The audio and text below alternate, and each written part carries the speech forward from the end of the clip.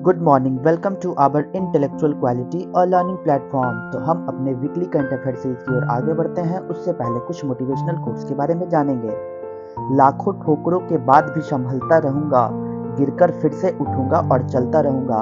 आपके जिंदगी में कितनी भी ठोकरें आए, आपको निरंतर प्रयास करते रहना है, सफलता एक दिन अवश्य मिलेगी। तो इसी के साथ हम अपने वीकली करंट अफेयर सीरीज की ओर आगे बढ़ते हैं। उससे पहले आप सभी लोग टेलीग्राम ग्रुप पर जुड़ जाइएगा। यहाँ पे आपको सारे पीडीएफ प्रोवाइड होंगे हमारे यूट्यूब सेशंस के। तो 21 जनवरी से 27 जनवरी 2024 के सारे करंट अफेयर्स को हम कवर करेंगे, तो वीडियो के अंत तक बने रहिएगा। क्वेश्चन नंबर 1, हाल ही में सशस्त्र सीमा बल के महानिदेशक के रूप में किसे नियुक्त किया गया? Who has been appointed as the Director General of सशस्त्र सीमा बल recently? तो राइट आंसर हो जाएगा दलजीत सिंह चौधरी को हाल ही में अपॉइंट किया है as a director general of Sashastra Seema बल, यानी कि एसएसबी के नए डायरेक्टर जनरल के रूप में किन्हें नियुक्त किया गया है? तो दलजीत सिंह चौधरी को नियुक्त किया गया है सशस्त्र सीमा बल के महानिदेशक के रूप में। तो चलते हैं क्वेश्चन नंबर 2 की ओर। हाल ही में दुनिया की सबसे ऊंची डॉक्टर बी आर अंबेडकर की सामाजिक न्याय की प्रतिमा का उद्घाटन कहाँ किया गया? तो राइट आंसर हो जाएगा आंध्र प्रदेश में। आंध्र प्रदेश में दुनिया की सबसे ऊंची टॉलेस्ट लंबी statue of social justice of doctor B R Ambedkar, doctor Bhimrao Ambedkar की सामाजिक न्याय की प्रतिमा आंध्र प्रदेश में दुनिया की सबसे ऊंची प्रतिमा को स्थापित किया गया। आपको ये भी जानना जरूरी है कि डॉक्टर बी आर अम्बेडकर को संविधान के पिता भी, संविधान के जनक भी कहा जाता है, क्योंकि इन्हीं के द्वारा पूर्ण संविधान को बनाया गया और भी इनके साथ सहयोगी का सहयोग था और पूर्ण तरीके से संविधान की गठन की गई और बनाई गई। तो आपको ये पॉइंट्स को याद रखना होगा कि doctor B are Ambedkar ji की सबसे ऊंची प्रतिमा, सबसे लंबी प्रतिमा कहाँ पे स्थापित की गई है? तो आंध्र प्रदेश में स्थापित की गई। तो क्वेश्चन नंबर 3 की ओर चलेंगे।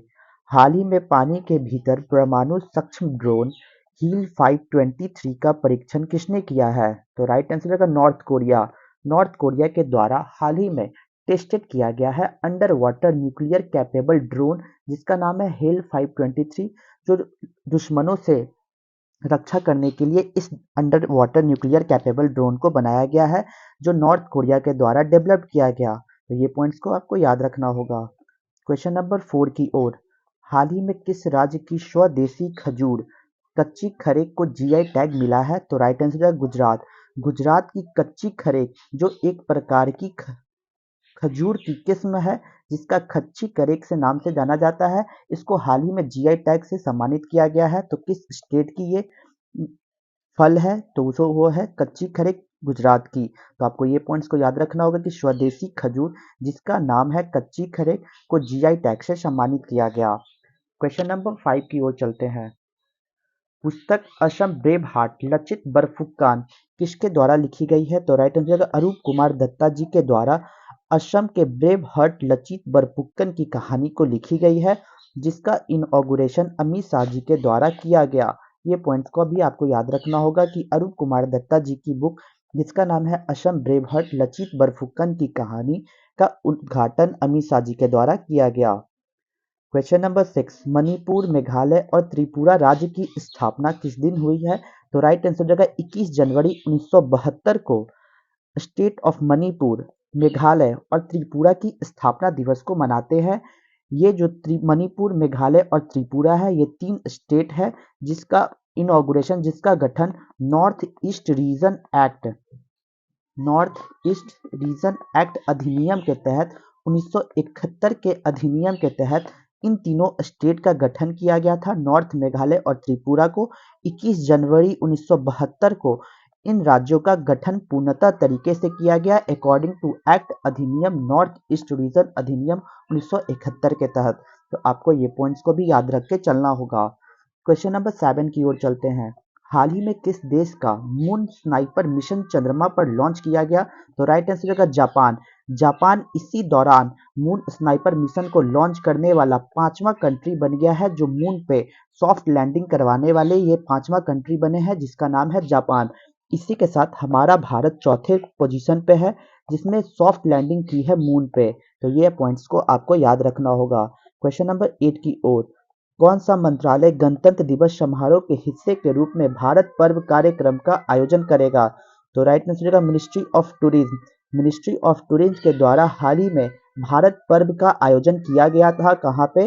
तो रिपब्लिक डे के दौरान मिनिस्ट्री ऑफ टूरिज्म के दौरान ये पर्व को इनऑगरेट आयोजन किया गया रिपब्लिक डे के समारोह के दौरान। चलते हैं क्वेश्चन नंबर 9 की ओर।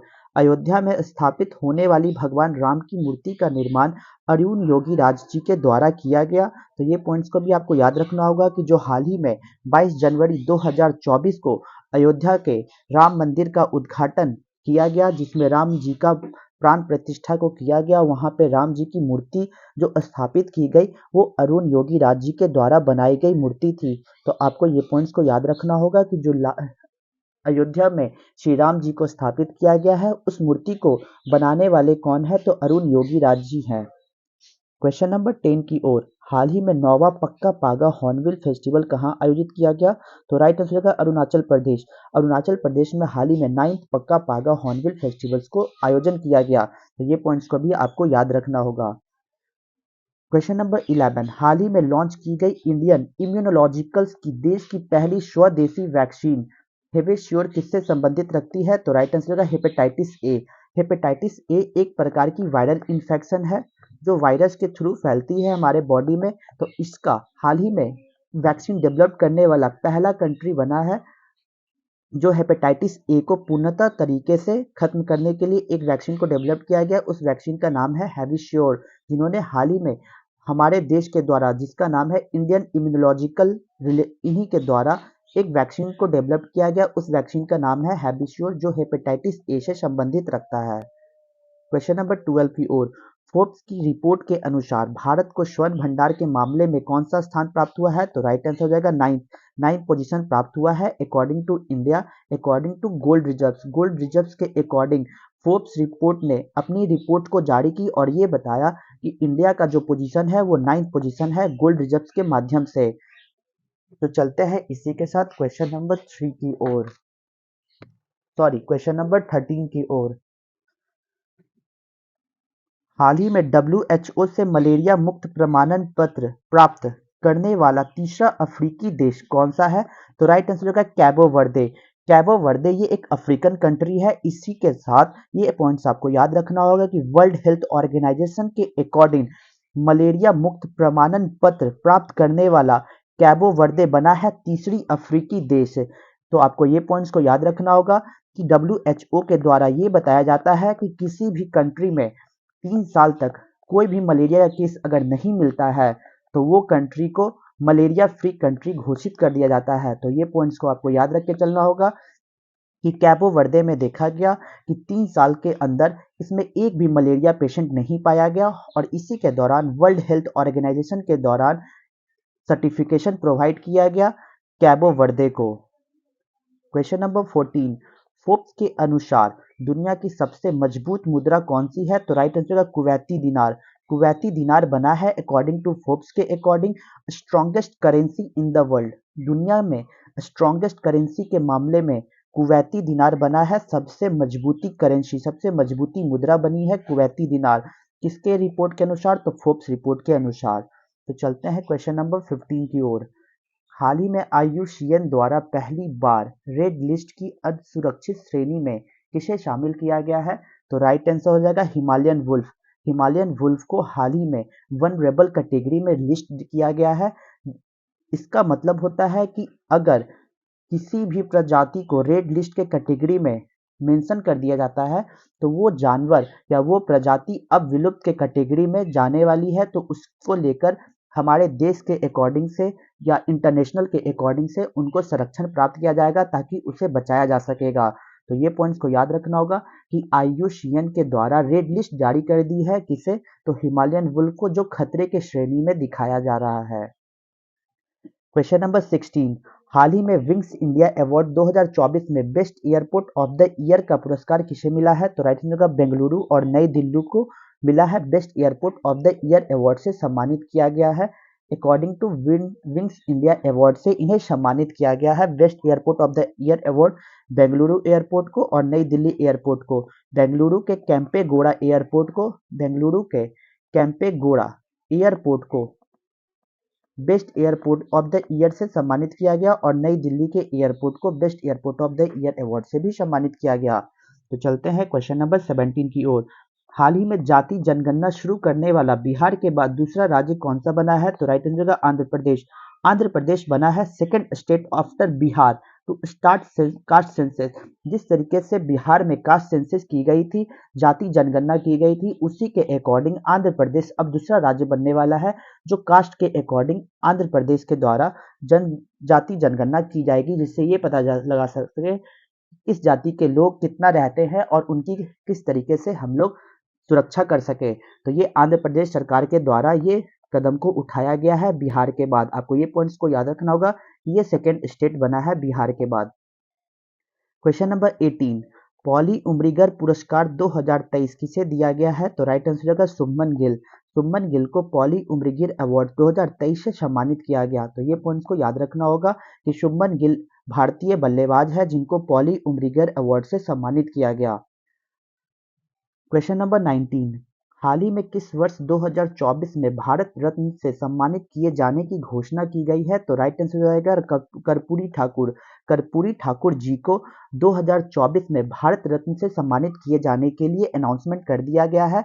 तो आपको ये जानना जरूरी है कि कर्पूरी ठाकुर कौन है। तो कर्पूरी ठाकुर हमारे बिहार के पूर्व मुख्यमंत्री के रूप में यहाँ पे उन्होंने कार्य किए और इसके साथ साथ भारत छोड़ो आंदोलन में भी इन्होंने भाग लिया, अंग्रेजों के खिलाफ लड़ाई की और अपने जीवन काल में जितनी भी बार इलेक्शंस लड़ी तो कभी भी इनको असफलता हासिल नहीं हुई। तो इसी के साथ कर्पूरी ठाकुर जी को भारत रत्न से सम्मानित किया जाएगा। इनके योगदान के लिए जो नीचे वर्ग के लोगों हैं उनको बढ़ावा देने के लिए, उनको सपोर्ट करने के लिए कर्पूरी ठाकुर जी को सम्मानित किया जाएगा भारत रत्न से। क्वेश्चन नंबर 20 की ओर चलते हैं। हाल ही में सऊदी अरब के जॉय अवार्ड से सम्मानित होने वाली पहली भारतीय महिला कौन बनी है? तो राइट आंसर होगा आलिया भट्ट। आलिया भट्ट बनी है पहली इंडियन वुमन जिन्हों सम्मानित किया गया है सऊदी अरब में एट जॉय अवार्ड से। जॉय अवार्ड से सम्मानित किया गया आलिया भट्ट को, जो पहली इंडियन वुमन बनी है जिनको जॉय अवार्ड से सम्मानित किया गया। तो कहाँ पे ये अवार्ड्स को सम्मानित किया जा रहा था? तो सऊदी अरब। ये पॉइंट्स को भी आपको याद रख के चलना होगा कि सऊदी अरब में आयोजित इसी के दौरान जॉय अवार्ड्स को सम्मानित किया गया। किन्हें? तो आलिया भट्ट को। क्वेश्चन नंबर 21 की ओर चलते हैं। कहाँ बनेगा दुनिया का सबसे ऊंचा 721 फुट का राम मंदिर? तो राइट आंसर होगा ऑस्ट्रेलिया।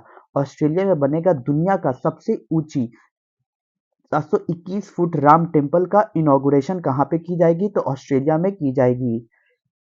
क्वेश्चन नंबर 22, हाल ही में एशियाई शॉटगन चैंपियनशिप 2024 कहाँ आयोजित की जा रही है? तो राइट आंसर होगा कुवैत सिटी। कुवैत सिटी में एशियन शॉटगन चैंपियनशिप 2024 का आयोजन किया गया था। ये पॉइंट्स को आपको याद रख के चलना होगा कि एशियन शॉटगन चैंपियनशिप 2024 कहाँ पे आयोजित की गई थी? तो कुवैत सिटी में आयोजित की गई थी, जिसमें हमारे इंडिया के द्वारा 8 मेडल को प्राप्त किया गया। ये पॉइंट्स को याद रखना होगा, जिसमें एक स्वर्ण एक गोल्ड मेडल है। एक गोल्ड मेडल प्राप्त किया गया इंडिया के द्वारा। तो ये पॉइंट्स को आपको याद रखना होगा कि एशियन शॉटगन चैंपियनशिप 2024 को कहाँ आयोजित की गई थी? तो कुवैत में, जिसमें इंडिया के द्वारा 8 मेडल्स को अचीव किया गया, जिसमें एक गोल्ड मेडल थे।